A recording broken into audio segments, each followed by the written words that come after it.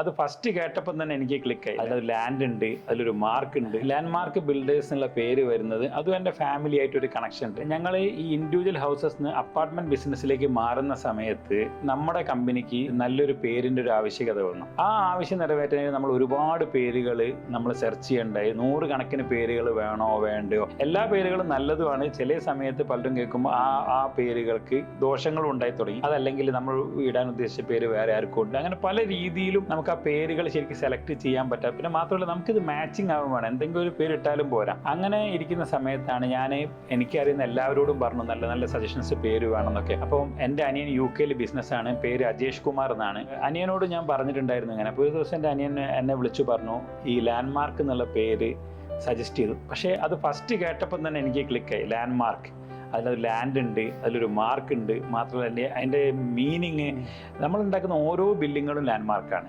അതൊരു നാടിൻ്റെ ലാൻഡ് മാർക്കാണ്, അത് മേടിക്കുന്ന ആളെ ലാൻഡ് മാർക്കാണ്. അതുകൊണ്ട് തന്നെ ഏത് അർത്ഥത്തിൽ നോക്കിക്കഴിഞ്ഞാലും നമ്മുടെ ബിസിനസ്സിന് ഏറ്റവും അനുയോജ്യമായിട്ടൊരു പേര് കേട്ടപ്പം തന്നെ നമുക്ക് തോന്നി. അപ്പം ആ പേരിനെ നമ്മൾ സ്വീകരിക്കേണ്ടായി. നമ്മുടെ കമ്പനിയുടെ പേര് ലാൻഡ് മാർക്ക് ബിൽഡേഴ്സിന് ഇടുകയുണ്ടായി.